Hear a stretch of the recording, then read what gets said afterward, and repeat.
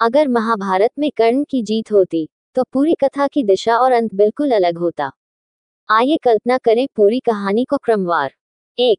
कुरुक्षेत्र युद्ध में कर्ण की विजय। महाभारत के युद्ध में जब अर्जुन और कर्ण आमने सामने आते हैं तो असल कथा में अर्जुन ने कर्ण को मार डाला था। लेकिन यदि कर्ण अपनी दुर्भाग्यपूर्ण परिस्थितियों जैसे रथ का धंस जाना, शाप का असर, इंद्र का कवच कुंडल लेना आदि से बच जाता और अर्जुन को युद्ध में परास्त कर देता तो कौरवों की विजय निश्चित हो जाती। 2। हस्तिनापुर पर दुर्योधन का शासन। कर्ण की जीत का सीधा अर्थ होता कि पांडव पराजित हो जाते। दुर्योधन हस्तिनापुर का राजा बनता और कौरवों की सत्ता लंबे समय तक बनी रहती। कर्ण दुर्योधन का सबसे बड़ा सहायक होने के कारण सेनापति और साम्राज्य का वास्तविक संरक्षक माना जाता। 3। कर्ण का राजतिलक या दुर्योधन की कृपा। दुर्योधन संभवतः कर्ण को अंगदेश से भी बड़ा साम्राज्य देता। कुछ कथाओं में ये कल्पना की जा सकती है कि दुर्योधन उसे हस्तिनापुर का युवराज या अंग और मगध का महाराज घोषित करता। 4। पांडवों का भविष्य। युधिष्ठिर शायद तपस्वी जीवन अपनाकर वन में चले जाते। भीम संभव है कि उन्हें कौरव शासन में विद्रोही मानकर कैद या मार दिया जाता। अर्जुन कर्ण के हाथों मारे जाते जिससे पांडवों की शक्ति पूरी तरह टूट जाती।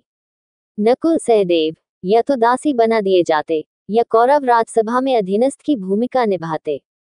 द्रौपदी उसकी स्थिति सबसे दुखद होती क्योंकि दुर्योधन पहले ही उसे अपमानित कर चुका था। संभव है कि उसे कौरव शासन में अपमानित जीवन जीना पड़ता। 5। भगवान श्री कृष्ण की भूमिका। यदि कर्ण विजयी होते तो कृष्ण पांडवों की हार स्वीकार कर संभवतः द्वारका लौट जाते। लेकिन वे धर्म और अधर्म के परिणाम को लेकर जनता को चेतावनी देते। कृष्ण शायद दुर्योधन और कर्ण को समझाते कि सत्ता के साथ धर्म भी जरूरी है। 6। समाज और धर्म का प्रभाव। कौरवों की जीत से अधर्म की विजय होती। समाज में अन्याय और अहंकार बढ़ जाता। प्रजा भय में जीवन जीती। कर्ण न्यायप्रिय और दानवीर था इसलिए उसकी उपस्थिति थोड़ी राहत देती।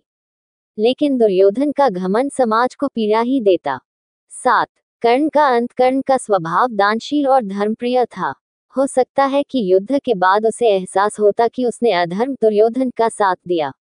ये पछतावा उसके अंत तक उसे खाता रहता।